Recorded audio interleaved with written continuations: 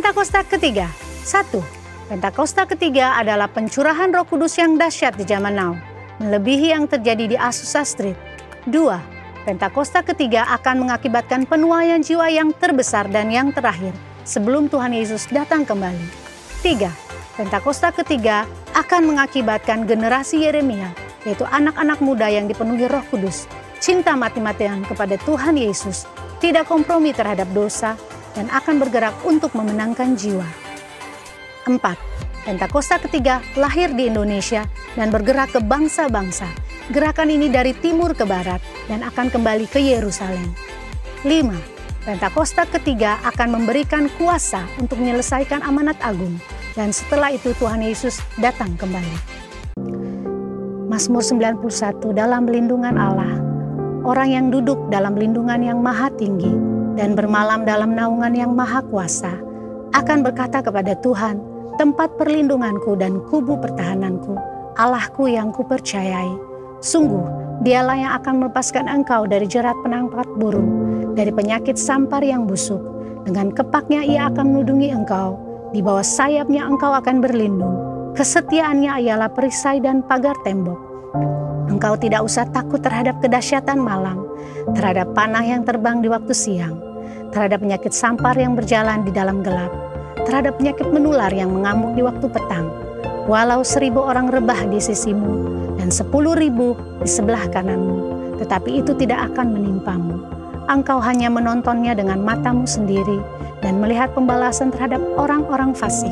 Sebab Tuhan ialah tempat perlindunganmu, yang maha tinggi telah kau buat tempat perteduhanmu. Malapetaka tidak akan menimpa kamu, dan tulah tidak akan mendekat kepada kemahmu. Sebab malaikat-malaikatnya akan diperintahkannya untuk menjaga engkau di segala jalanmu. Mereka akan menatang engkau di atas tangannya, supaya kakimu jangan terantuk kepada batu. Singa dan ular tedung akan kau langkahi. Engkau akan menjak anak singa dan ular naga. Sungguh, hatinya melekat kepadaku, maka aku akan meluputkannya. Aku akan membentenginya, sebab ia mengenal namaku. Bila ia berseru kepadaku, aku akan menjawab. Aku akan menyertai dia dalam kesesakan. Aku akan meluputkannya dan memuliakannya. Dengan panjang umur akan kukenyangkan dia, dan akan kuperlihatkan kepadanya keselamatan yang daripadaku. Amin.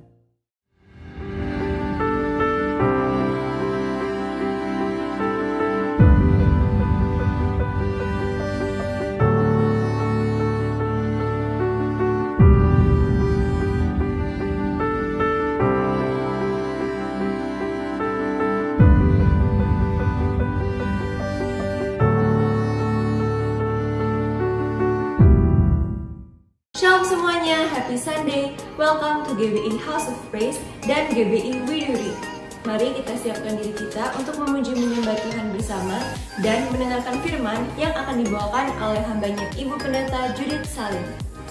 Selamat beribadah semuanya, Tuhan Yesus memberkati. Shalom GBI House of Praise. Shalom seluruh jemaat GBI Widuri. Pagi hari ini kita mau datang beribadah dengan sukacita. Yang mau boleh katakan amin. Mari sama-sama kita bangkit berdiri menyatakan pujian ini. Yesuslah kekuatan, akan tergoyahkan.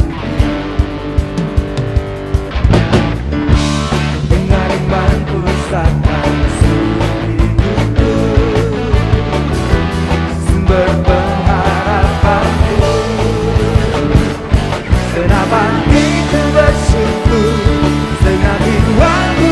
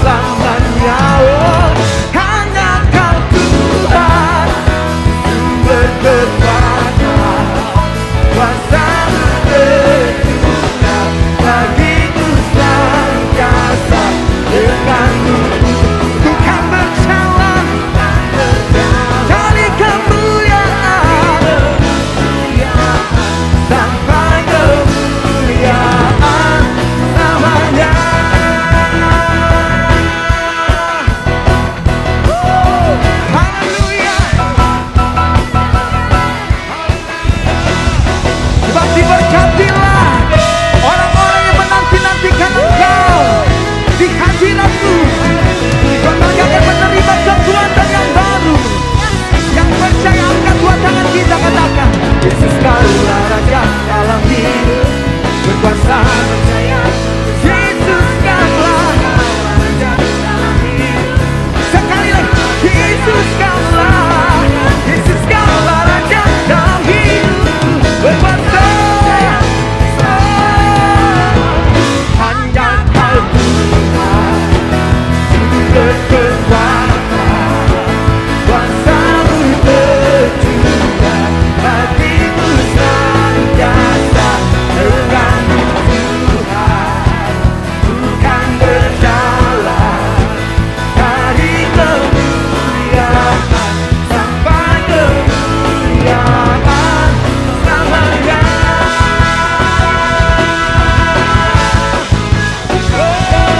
Dari kemuliaan sampai selamanya.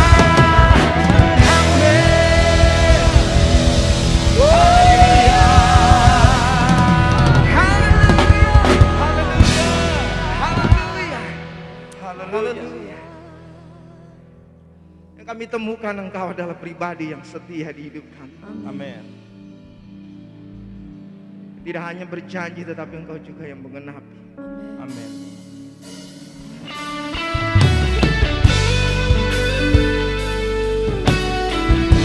Satu-satunya Allah di hidup kami, kekuatan kami bersyukur, penolong yang setia. Haleluya.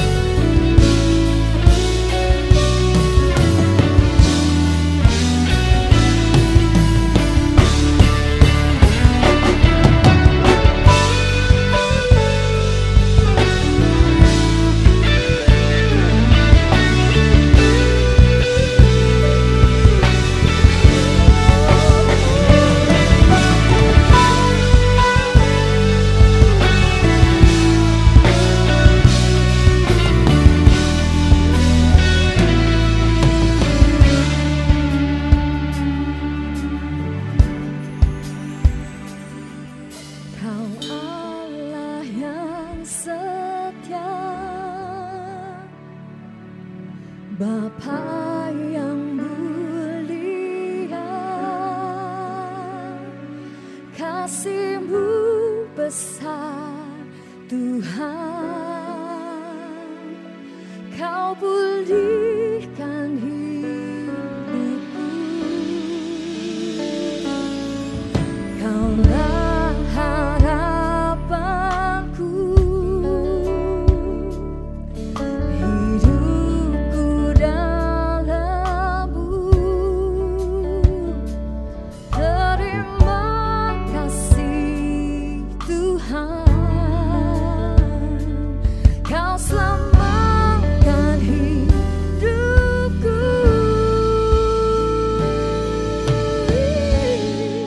Dengan apa kan ku balas segala kebaikan-Mu? Segenap hatiku menyembah-Mu Yesus, ku bersyukur padamu. Dengan apa kan ku balas segala kebaikan-Mu?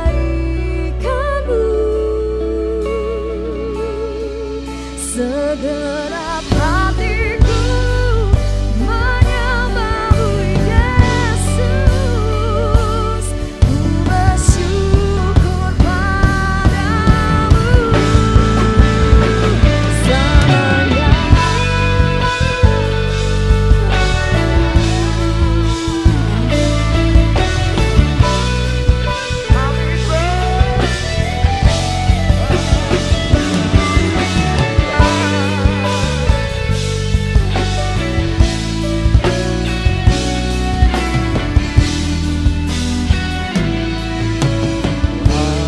Allah yang setia,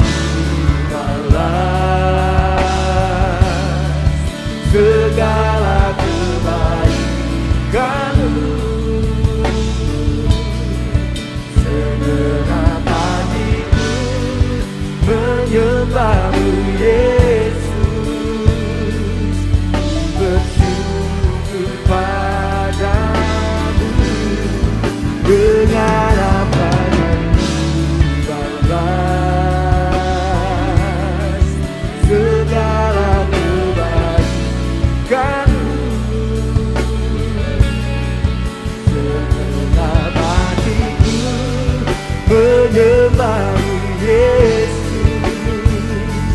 ku bersujud padamu.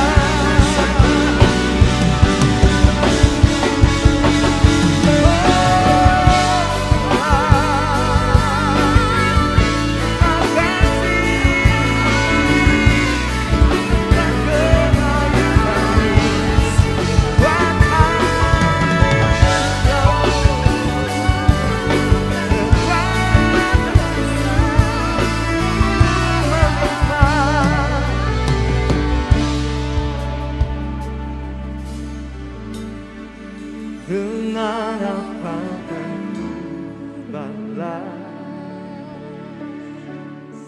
segala kebaikanmu,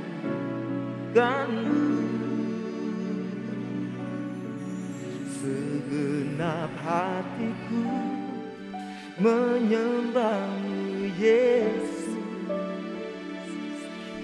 bersyukur padamu. Dengan apa balas segala kebaikanmu, segenap hatiku menyembahmu Yesus, bersyukur padamu. Dengan apa akan balas segala kebaikanmu, segenap hatiku menyembahmu Yesus, ku bersyukur padamu. Dengan apa akan segala kebaikanmu, segenap hatiku menyembahmu Yesus, bersyukur padamu. Segenap hatiku, segenap hatiku menyembahmu Yesus, bersyukur padamu. Segenap hatiku menyembahmu Yesus, bersyukur padamu selamanya.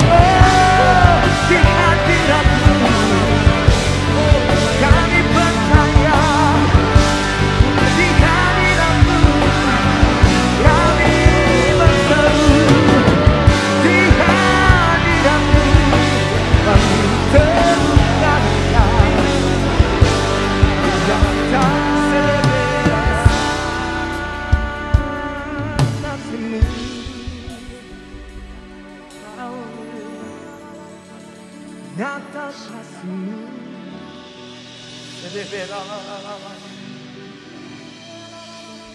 nyata anugerah-Mu.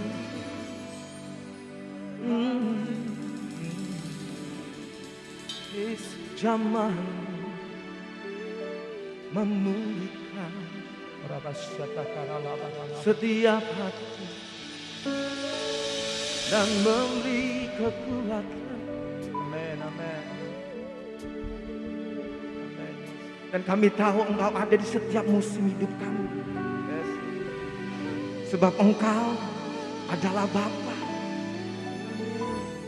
Engkau yang bersama dengan kami. Tangan yang kuat menopang kami. Terus berjalan. Lewati setiap tantangan. Lewati setiap badai persoalan di hidup kami. Yang kami lihat adalah pribadi yang begitu mengasihi kami. Amen. Ada di hidup kami. Menolong kami. Menguatkan kami. Kalau saudara percaya, angkat dua tangan dulu. Biar musik terus menyembah. Mari angkat kedua tangan. Korasyatakan darah badan. Di dalam Bapa. Hadirat-Mu segalanya buat kami. Amin, amin. Hadirat-Mu itu yang kami perlukan. Kami tidak mau berjalan tanpa hadirat-Mu bersama dengan kami. Korasyatakan ora Bapa. Mari buka dua tangan-Mu. Mari buka hati-Mu. Pandang Dia yang setia. Dia yang ada di hidup-Mu. Korasyatakan ora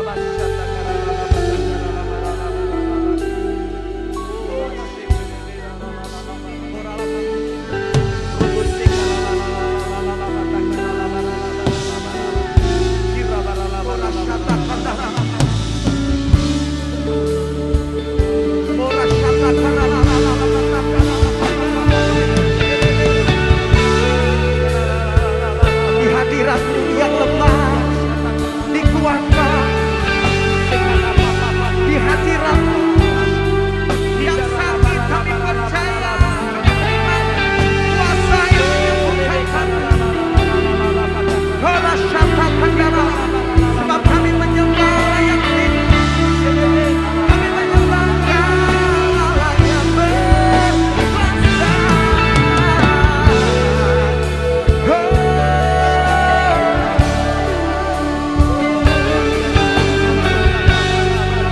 Terima kasih.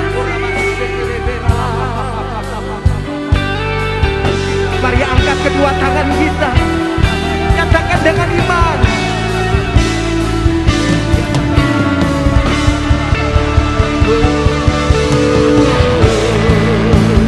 Bersama Bapa dilewati semua ketenangan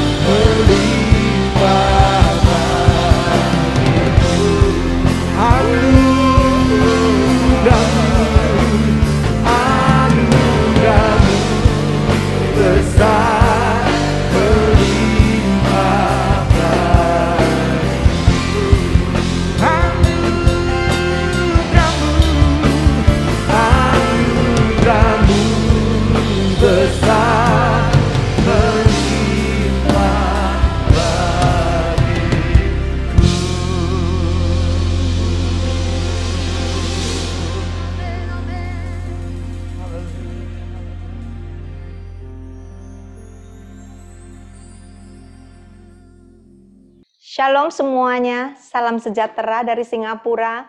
Nama saya Pastor Judith Halim. Hari ini tema saya adalah Next Level to Bounce Back. Dan saya akan memberikan langkah-langkah yang bisa dipraktekkan setiap hari. I call it biblical practical application, how to bounce back in life. Ini adalah langkah-langkah yang saya sendiri sudah praktekkan dalam kehidupan saya selama ini. Di setiap pergumulan yang saya alami, di setiap kejatuhan yang melimpah. Jadi ini bukan sekedar teori, tetapi menurut saya ini adalah kunci-kunci kemenangan yang sudah terbukti.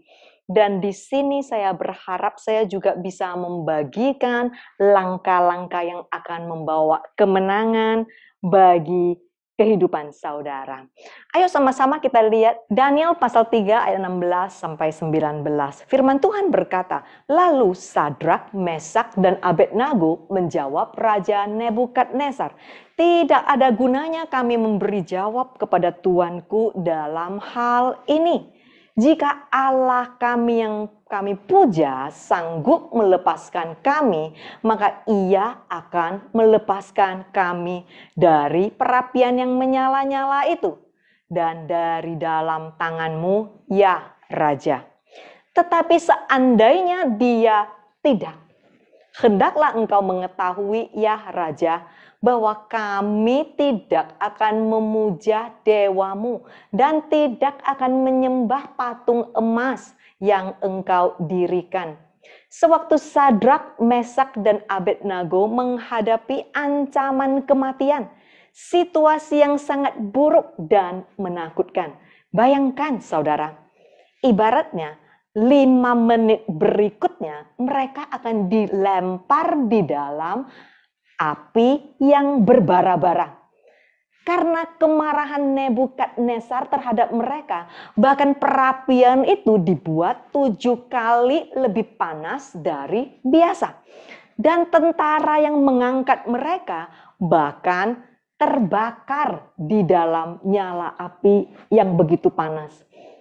Mereka pada saat ini harus mengambil keputusan tegas, di mana mereka harus memilih tunduk memuja dewa Nebukadnezar atau tetap setia kepada Adonai.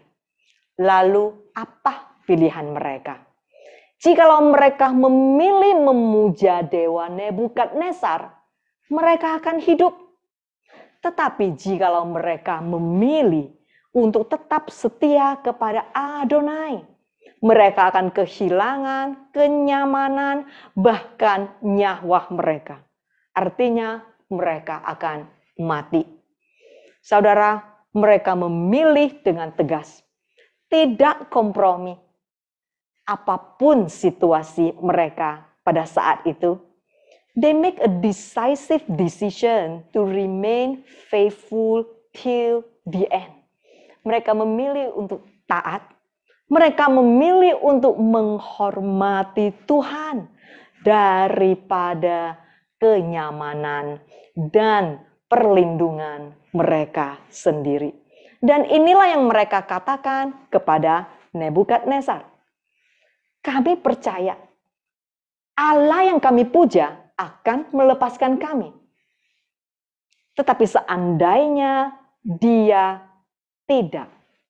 Saudara, banyak sekali Kristen berhenti di setengah jalan. Apa maksud saya? Banyak sekali Kristen gagal fokus. Maka hidup mereka masih dibelenggu oleh rasa galau, ketakutan, stres, depresi. Artinya no breakthrough. Sebab fokus mereka terletak pada Allah yang kami puja akan melepaskan kami.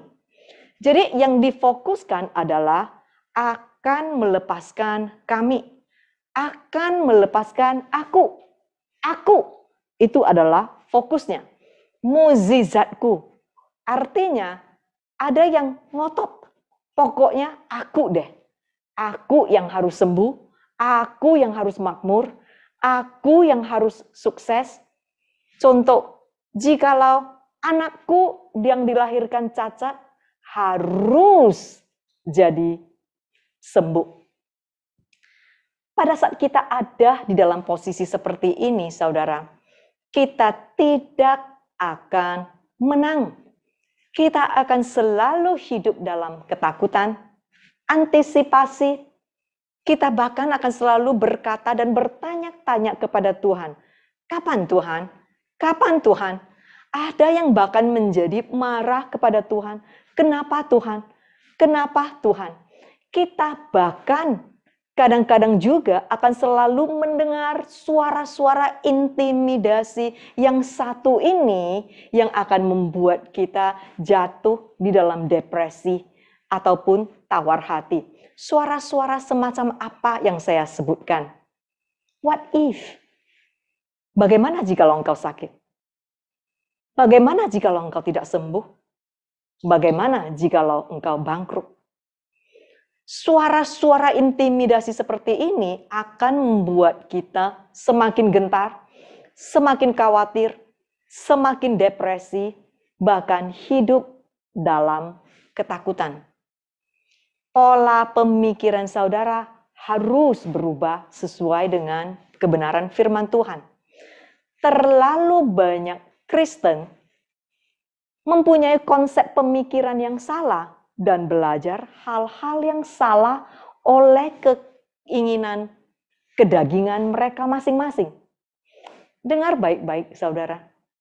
Kita harus sadar Tuhan tidak pernah menjanjikan mukjizat selalu terjadi. Tetapi Tuhan menjanjikan kemenangan buat setiap umatnya yang percaya. Mukjizat itu milik Tuhan. Artinya, suka-sukamu Tuhan. Tetapi kemenangan itu milik kita. Yang sudah dijanjikan kita sebagai umat yang lebih dari pemenang. Jadi saudara, jangan gagal fokus. Jangan fokus mukjizat terus kalau kita mau hidup menang. Saudara sadar, kita belum tentu menang pada saat kita mendapatkan mukjizat. Ada orang yang mendapatkan mukjizat, tetapi akhirnya kehidupan mereka jatuh di dalam dosa dan tidak bertobat. Sama seperti yang sudah firman Tuhan ajarkan kepada kita. Sewaktu Tuhan Yesus menyembuhkan 10 orang yang kena penyakit kusta, cuman satu yang balik, bersujud, dan menyembah Dia. Saudara bisa melihat perbedaan. Mukjizat belum berarti kemenangan. Tetapi hidup menang adalah hidup yang penuh dengan keajaiban dan mukjizat. Amin. Bagaimana kita bisa mendapatkan kemenangan ini? Ayo kita belajar dari Sadrak, Mesak, dan Abednego. Setiap kita tahu kisah ini. Akhirnya mereka tidak terbakar. Bahkan baju mereka tidak ada bau asap api. Dan mereka mendapatkan mukjizat. Tetapi saudara, kita bisa sama-sama lihat dan pelajari, sebetulnya mereka bahkan sudah mengalami kemenangan sebelum mukjizat terjadi di dalam kehidupan mereka. Pada saat mereka berkata, kami percaya Allah yang kami puja akan melepaskan kami. Tetapi seandainya Dia tidak. Lihat saudara, fokus mereka terletak pada seandainya Dia tidak. Fokus mereka terletak terhadap Dia, bukan aku. Artinya, ultimate trust. It's all about Him. Saudara bisa melihat perbedaannya di sini. Pada saat mereka tidak kompromi, tidak menyerah kepada situasi dan kondisi mereka. Tidak takut, tidak gentar, tetapi mereka memilih dengan tegas. And they settle in their heart. Dan berkata, even if, instead of what if, they bounce back. Saudara, 10 tahun saya dan suami saya berjuang melawan kanker otak. 10 tahun ini kita selalu mendengar suara-suara intimidasi seperti ini. What if there is no healing? What if your husband died? What if your daughter lose a father second time? Buat beberapa orang mungkin ada suara-suara intimidasi yang berkata, bagaimana jikalau bisnis kita bangkrut? Bagaimana jikalau kita ditimpa kecelakaan? Atau bagaimana jikalau kita sakit? Friends, if you want to entertain this is the perfect concoction for depression and fear. Saudara tahu, sewaktu suami saya gosok gigi, kita ludahkan, odol kan? Odol itu warna putih. Yang dia ludahkan, yang keluar adalah merah. Karena darah. Setelah itu, gumpalan darah. Keluar dari hidungnya, dari telinganya. Dan setiap kali pada saat dia melihat kondisi tubuhnya semakin turun, dan darah keluar, pasti ada suara-suara intimidasi yang berkata seperti ini. Di mana Tuhanmu? Lihat, Tuhanmu bahkan tidak sanggup menyembuhkan. What if you died? What if? Inilah jawaban suamiku. Dia akan menghapus darah di hidungnya. Dan dia akan berkata, dengar baik-baik. Even if there is no healing, even if I have to die, I will die praising the Lord my God, whose name is Christ alone. Sebab buat aku, jikalau aku hidup adalah untuk Kristus. Dan jikalau aku mati adalah beruntung. Friends, you want to go to the next level where you can live a victorious life? Menang. Kehidupan yang menang atas segala hal. Apa sih menang atas segala hal? Artinya, you can even have shalom. Shalom adalah damai sejahtera, bahkan di tengah-tengah badai dan goncangan kehidupanmu. Saudara, jikalau engkau sesungguhnya mau menang atas segala hal, atas segala tantangan kehidupan di dunia ini, jangan berhenti di kami percaya Allah yang kami puja akan melepaskan kami. Jangan berhenti fokus di mukjizatku, pelepasanku.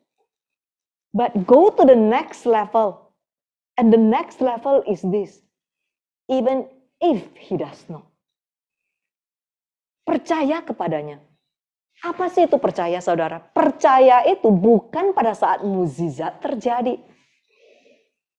Percaya itu bukan supaya ujung-ujungnya kita dapat mukjizat. Tetapi percaya itu artinya taat, bersandar, dan tetap yakin kepada Yesus Kristus, Tuhan. Tuhannya yang difokuskan, bukan mukjizatnya yang difokuskan.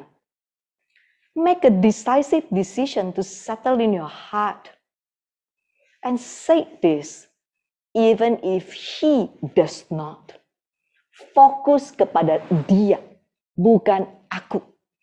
Saya rasa pertanyaan yang harus kita tanyakan kepada masing-masing adalah, sudahkah Anda memilih dengan tegas Tuhan atau mukjizatnya? Banyak Kristen akan berkata seperti ini, boleh enggak aku memilih dua-dua?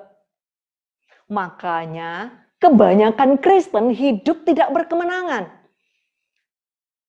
Terutama di dalam masa pandemik seperti ini, orang dunia galau, Kristen juga ikut galau. Orang dunia khawatir, Kristen juga ikut khawatir.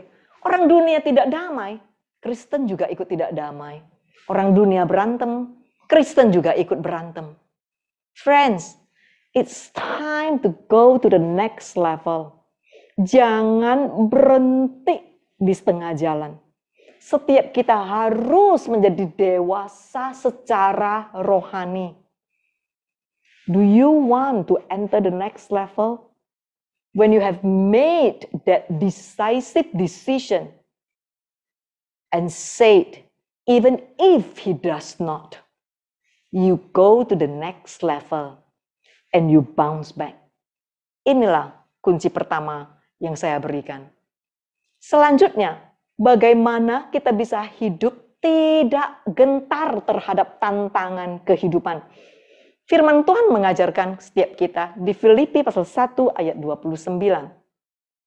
Sebab oleh karena Kristus kepada kamu sudah dikaruniakan bukan saja untuk percaya. Apa sih percaya? Percaya itu artinya taat, bersandar, dan yakin kepadanya. Melainkan juga untuk menderita buat Dia. Saya sangat heran melihat Kristen zaman now. Mereka begitu takut jikalau bahas topik tentang menderita. Menderita itu ibaratnya menjadi suatu hal yang tabu, suatu hal yang kalau bisa jangan dibahas, jangan diajar, dan jarang sekali juga saudara mendengar khotbah-khotbah dan pengajaran menderita untuk Yesus. Saudara tahu kenapa kita selalu kecewa pada saat hal buruk terjadi di dalam kehidupan kita? Kenapa Kristen yang seharusnya ditakdirkan menjadi umat yang lebih dari pemenang justru lemah, justru hidup tidak berkemenangan? Sebab mental kita adalah mental yang takut menderita.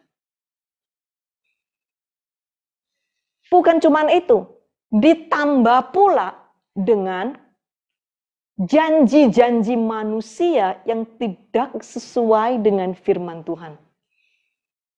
Friends, you know, man overpromise us what God did not promise us. Manusia menjanjikan kita seperti ini. Pokoknya ikut Tuhan deh. Pasti hidupmu makmur. Pasti semuanya serba lancar. Pasti engkau akan sembuh. Saudara, jikalau saudara baca firman Tuhan, jikalau saudara sadar, itu tidak ada di firman Tuhan. Ditanya, siapa yang mau mendapatkan mukjizat Tuhan? Ayo angkat tangan. Ya dimanapun saudara berada, siapa yang mau mendapatkan mukjizat Tuhan? Angkat tangan. Oke, saya tanya sekali lagi ya. Coba saya tanya. Siapakah yang bersedia menderita demi Yesus? Ayo angkat tangan. Ada? Ada enggak? You see, my friends, the condition of our heart, the condition of our mind, yang begitu jauh dari kebenaran firman Tuhan. Are we reading the same Bible? Are Christians reading the same Bible? Firman Tuhan jelas-jelas berkata, kepada kamu dan aku, kepada setiap kita, sudah dikaruniakan bukan saja untuk percaya, bukan saja untuk taat, bersandar, dan yakin. Melainkan juga kita sudah dikaruniakan untuk menderita buat Dia. Loh, yang satu ini kok nggak dibaca? Yang dibaca semuanya yang enak-enak doang. Makanya kita harus jaga makanan. Kalau makan itu harus yang benar. Biar nggak jadi penyakit, saudara. Contoh, kalau kita itu kesukaannya jeroan terus ya. Atau yang manis-manis terus. Bahaya, saudara. Kalau manis terus, makanannya gula terus, hati-hati, bisa jadi Kristen diabetes. Dan kalau udah diabetes, malah tidak berjaga-jaga lagi. itu akhirnya kita akan menjadi Kristen yang pincang secara rohani. Makanya banyak sekali Kristen pincang rohani dan mereka tidak pernah masuk di tanah perjanjian yang sudah Tuhan berikan kepada mereka. Saudara, kalau menderita karena kelakuan dan konsekuensi dari perbuatan kita masing-masing, ya itu namanya, kata orang Medan, bohot. Tapi kalau menderita demi Kristus, itu adalah berkat dan kemenangan. Oleh karena itu, jangan takut menderita jikalau itu demi Kristus.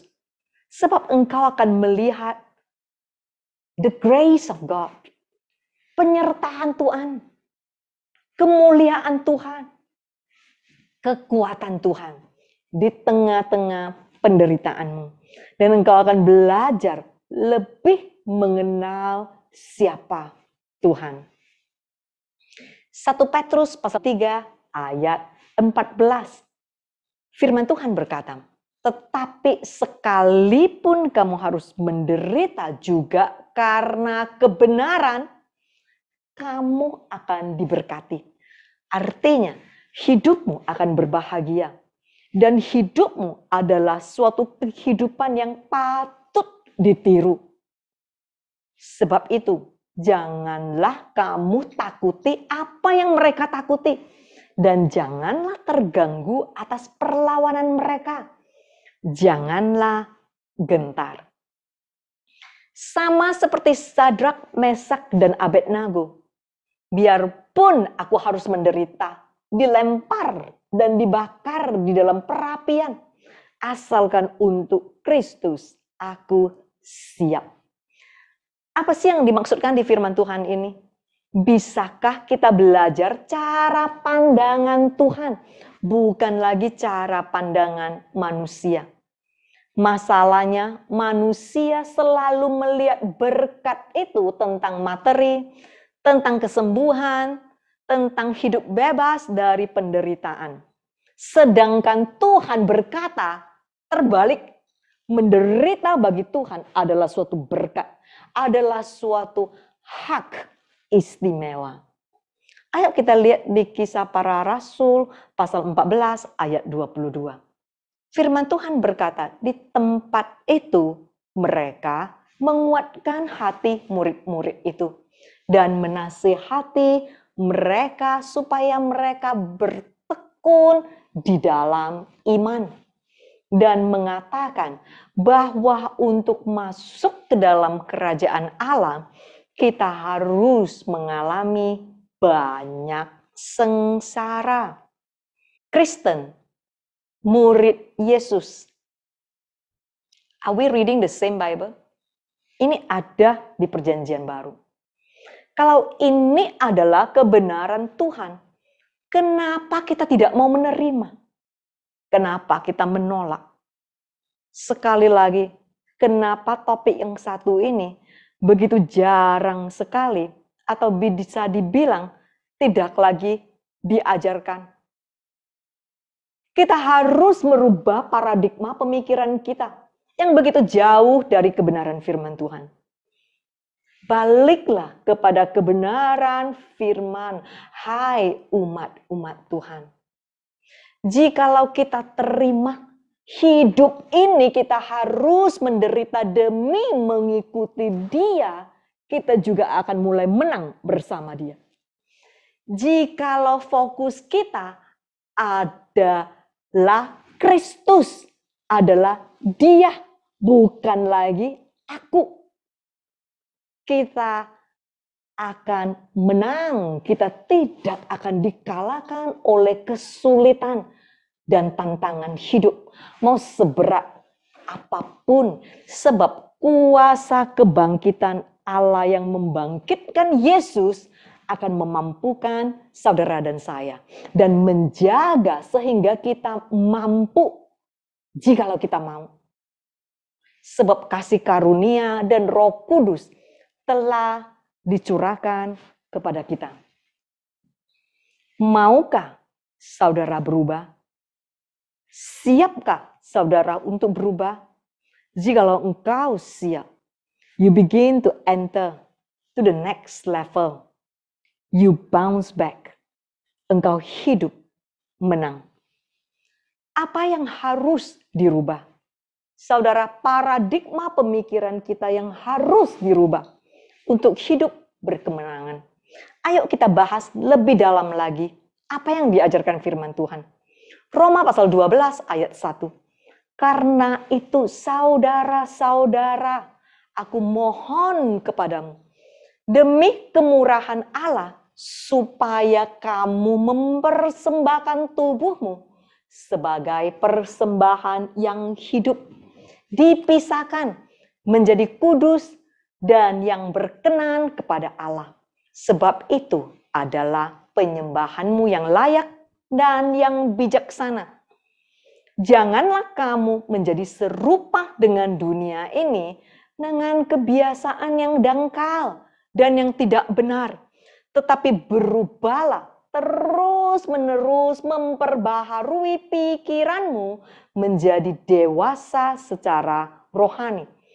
Artinya fokus kepada hidup yang saleh dan kelakuan yang layak, sehingga hidupmu membuktikan kehendak Allah yang baik, berkenan dan sempurna, yaitu hidup sesuai dengan rencana dan tujuan Tuhan. Fokus berjalan dalam hidup kudus. Mempersembahkan dirimu sendiri setiap hari. Mempersembahkan tubuhmu dan akal budimu. Bagaimana cara kita berpikir, bagaimana cara kita merasa, bagaimana cara mata kita memandang, bagaimana cara bibir kita berkata, bagaimana cara telinga kita mendengar, bagaimana cara tangan kita bekerja, dan di mana kaki kita membawa kita, dan lain-lain sebagainya. Berubah menjadi dewasa secara rohani di dalam karakter dan kelakuan kita. Saudara, perubahan itu harus dimulai dari diri kita sendiri.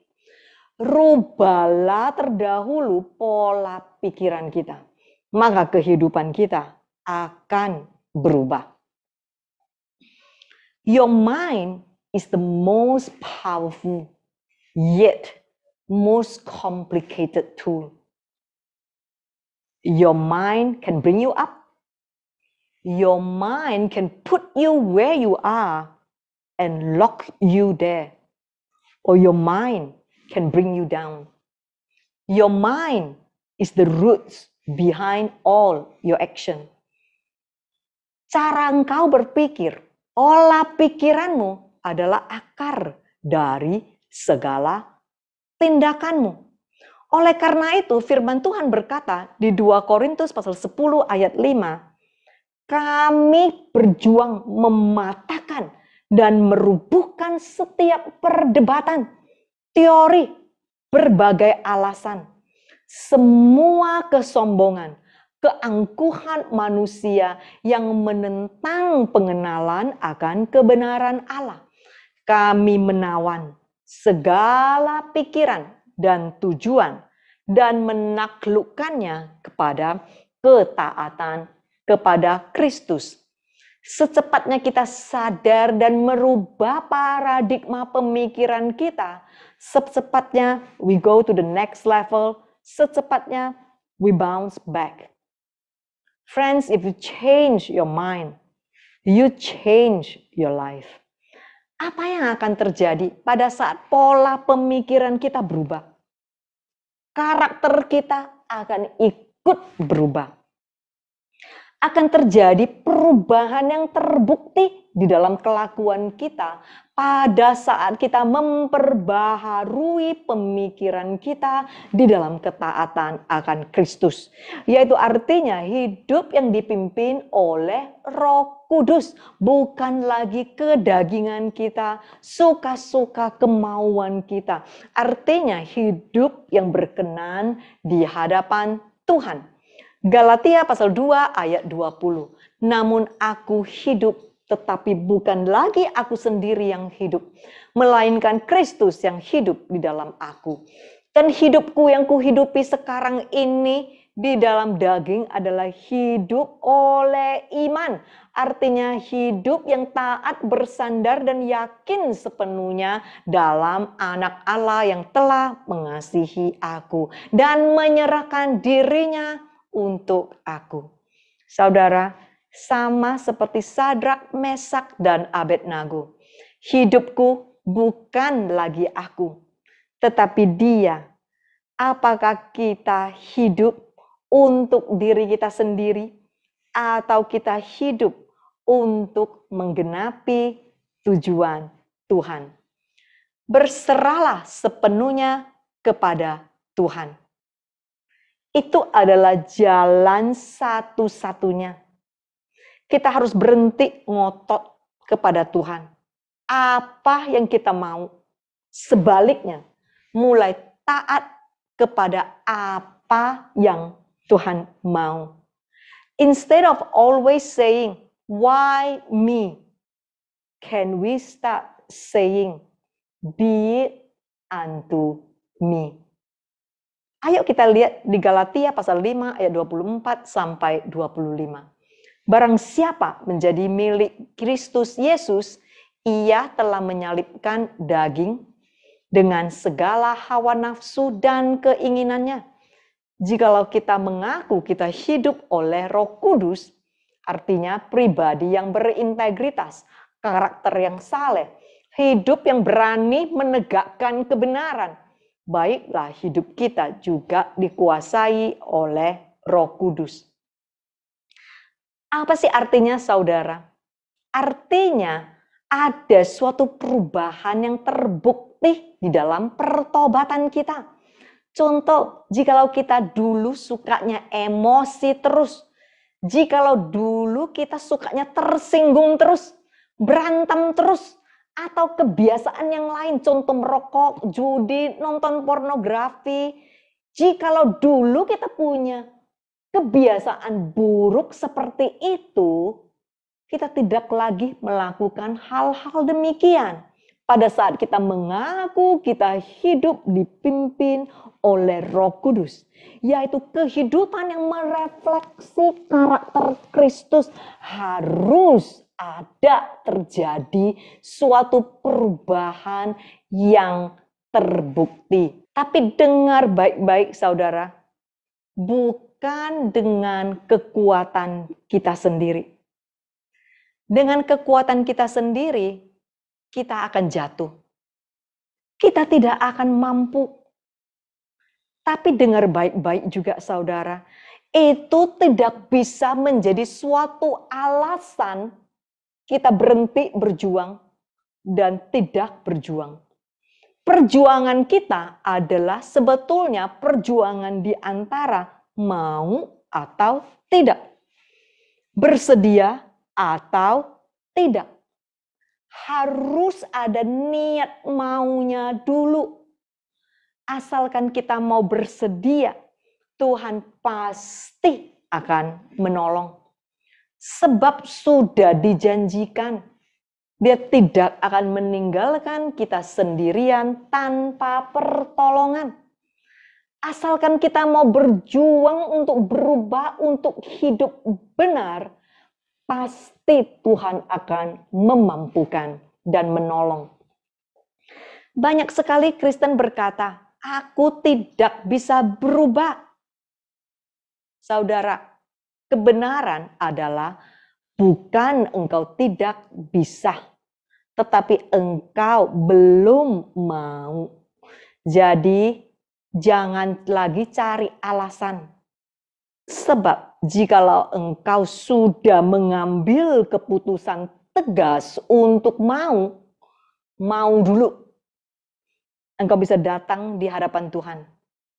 Pasti Tuhan akan memampukanmu. Learn to cooperate with God. Stop struggling with God. Not on our terms, but His terms. Filipi pasal 1 ayat 6. Akan hal ini aku yakin sepenuhnya, yaitu Ia yang memulai pekerjaan yang baik di antara kamu akan meneruskannya sampai pada akhirnya, pada hari Kristus Yesus, membangun dan menyempurnakan perbuatan baikmu dan menyelesaikannya dengan sempurna di dalammu. Tuhan pasti akan membuat kita berhasil untuk berubah di dalam karakter kita, asalkan kita mau. Saudara, banyak sekali Kristen berdoa seperti ini akhir-akhir ini. Tuhan, singkirkan pandemik COVID ini. Tuhan, kapan pandemik ini akan berlalu? Tidak ada salahnya. Tetapi pertanyaan saya adalah, sudahkah saudara berdoa? Tuhan, what do you want me personally to learn and change from here? Pola pemikiran dan karakterku yang begitu jauh dari kebenaran-Mu. Sudahkah kita bertanya kepada Tuhan, what do you want our ministry, our church to learn and change from here? Saya percaya jikalau Kristen mulai memperbaiki apa yang Tuhan mau kita perbaiki masing-masing, baik di dalam karakter kita secara pribadi, ataupun itu pelayanan kita, ataupun itu gereja kita, ataupun itu denominasi kita, I believe we will go to the next level. We will bounce back stronger than before. Yohanes pasal 16 ayat 33. Semuanya itu kukatakan kepadamu, supaya kamu beroleh damai sejahtera dan keyakinan yang sempurna dalam aku. Sebab dalam dunia kamu akan mengalami kesengsaraan, pencobaan, kesukaran, kekecewaan. Tetapi kuatkanlah hatimu, penuh dengan keberanian, keyakinan, kepastian yang tidak goyah. Sebab aku telah mengalahkan dunia, dan kuasanya tidak akan sanggup melukaimu dan menang atasmu. Saudara, sewaktu karakter kita berubah, lebih menyerupai Kristus, kita akan menang akan dunia ini sama seperti Dia. Sewaktu kita menang atas kedagingan kita, kita akan menang atas semua kesulitan dan tantangan kehidupan. Mau itu ketakutan, bahkan tidak akan menang atas kita. Bahkan kematian tidak akan dapat mengekang kita. Saudara-saudari terkasih, murid-murid Yesus, are you ready to go to the next level? Sama seperti Sadrak, Mesak, dan Abednego. Mereka berkata, bahkan seandainya engkau tidak, even if you don't, God, it's okay. They bounce back. Mereka menang. Sama seperti Paulus yang berkata, hidupku bukan saja untuk percaya, melainkan juga untuk menderita untuk Dia. Sebab buat aku hidup adalah Kristus dan mati adalah beruntung. Sama seperti Yesus sewaktu Dia adalah anak manusia. Dia berkata, not my will, but yours be done. Friends, that's the key to next level. That's the key to bounce back. Let us pray. Terima kasih Tuhan. Terima kasih atas firman-Mu yang menegur, menguatkan, dan memulihkan setiap kami. Jikalau pada saat ini, jikalau Engkau mendengar firman Tuhan dan Engkau berkata, Tuhan aku mau berubah. Mulai hari ini aku mau berubah. Cukup dimanapun Engkau berada, Engkau taruh tangan-Mu di dadamu. Sebagai tanda kepada Tuhan, Tuhan aku siap. Aku siap untuk masuk in my next level. Aku siap untuk bounce back. Terima kasih Tuhan, Engkau melihat semua tangan-tangan anak-Mu yang diletakkan di dada mereka. Sebagai tanda, iya Tuhan kami mau. Kami siap. Ampunin kesalahan kami. Ubahlah paradigma, pola pemikiran kami. Ubahlah hati kami. Dan sembuhkan setiap kami. Agar langkah berikutnya adalah langkah-langkah kemenangan. Agar hidup kami seterusnya menjadi hidup yang berkemenangan. Bukan lagi hidup yang selalu tawar hati ataupun hidup yang selalu tidak berkemenangan. Terima kasih Tuhan, sembuhkan umat-Mu, pulihkan umat-Mu, dan di dalam nama Tuhan Yesus yang begitu luar biasa dan dahsyat, sama-sama yang percaya kami katakan, amen. Thank you very much. God bless you. Bye. Shalom. Kita sering mendengar bahwa pengertian gerakan Pentakosta ketiga adalah gerakan yang menyebar dari timur ke barat. Benarkah demikian? Sebenarnya pengertian ini lahir dari suatu konsep Alkitab yang diucapkan oleh Tuhan Yesus sendiri. Nah, dalam edisi Voice of Pentecost kali ini, kita akan membahas dua alasan untuk kita bisa pahami lebih dalam mengapa dari timur ke barat. Alasan yang pertama secara alkitabiah. Di dalam Alkitab seringkali kita melihat pola yang bungsu menggantikan yang sulung. Seperti Ishak yang meskipun secara jasmani adalah adik dari Ismail, tetapi dia menggantikan posisi Ismail sebagai yang sulung dari rencana keselamatan Allah. Demikian pula dengan Esau dan Yakub. Di dalam Matius 19 ayat 30 dikatakan bahwa yang terdahulu menjadi yang terakhir, dan yang terakhir menjadi yang terdahulu. Ayat ini berbicara mengenai bangsa Yahudi sebagai yang pertama diberikan keselamatan, namun karena kekerasan hati sebagian besar dari mereka, maka keselamatan diberikan kepada bangsa-bangsa lain terlebih dahulu. Karena itulah penyebaran Injil dari perjalanan Paulus yang dituntun oleh Roh Kudus ialah mulai ke arah barat, seperti di Kisah Para Rasul 16, sesuai dengan sejarah gereja secara historik. Mulai dari Asia Kecil, menyeberang masuk ke benua Eropa, sampai akhirnya Injil menyebar ke seluruh benua Eropa itu sendiri. Lalu kemudian di abad pertengahan menyeberang ke benua baru yaitu Amerika. Dan sampai di penghujung abad, lengkaplah putaran Injil mengitari belahan bumi. Nah, dari Eropa dan Amerika inilah gerakan Allah sampai ke negara timur. Maka sekarang Pentakosta ketiga akan membawa lawatan Tuhan dimulai dari negara-negara timur, termasuk Indonesia, menuju ke barat dan pada akhirnya kembali ke Yerusalem. Haleluya! Alasan yang kedua secara praktikal. Kita tahu pasca Perang Dunia Kedua, negara-negara Asia mengalami pertumbuhan penduduk, kemajuan ekonomi, dan teknologi yang sangat signifikan. Contoh negara yang memimpin dunia di dalam bidang pertumbuhan penduduk yang bisa kita ambil adalah India dengan 1,1 miliar penduduk dan China 1,4 miliar penduduk.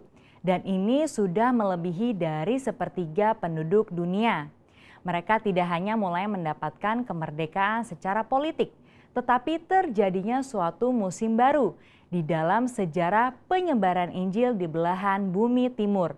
Berawal dari negara barat mengirimkan misionaris-misionarisnya ke negara Asia, seperti Korea Selatan, China, Vietnam, dan Indonesia. Dan mulailah pertumbuhan gereja di negara itu sendiri. Dan hal ini menyebabkan kekristenan di negara timur berkembang dengan luar biasa.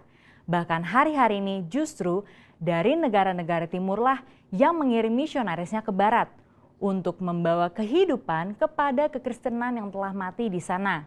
Di dalam kitab Yunus 4 ayat 10-11 dikatakan bahwa Allah sangat mempedulikan nasib kota Niniwe yang berjumlah lebih dari 120.000 orang.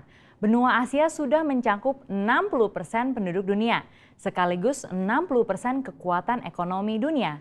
Prinsip yang sama juga berlaku, bagaimana mungkin Tuhan tidak peduli pada keselamatan 60% penduduk dunia. Di dalam Yohanes 2, kita melihat perumpamaan Tuhan Yesus dalam mengubah air menjadi anggur. Di dalam peristiwa itu, kita tahu pemimpin pesta mengatakan bahwa Tuhan menyimpan anggur yang terbaik sampai ke akhir pesta.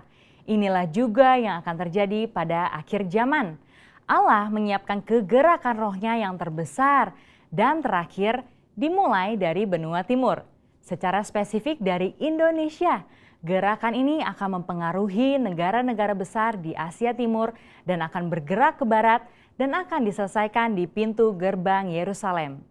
Seperti kilat yang menyambar dari sebelah timur dan melontarkan cahayanya sampai ke barat, demikianlah juga gerakan Pentakosta ketiga yang akan menyongsong kembali datangnya Anak Manusia.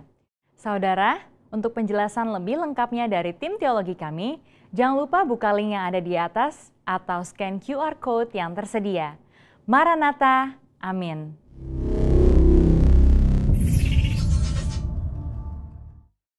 Kita akhiri ibadah kita dengan terima berkat dari Tuhan.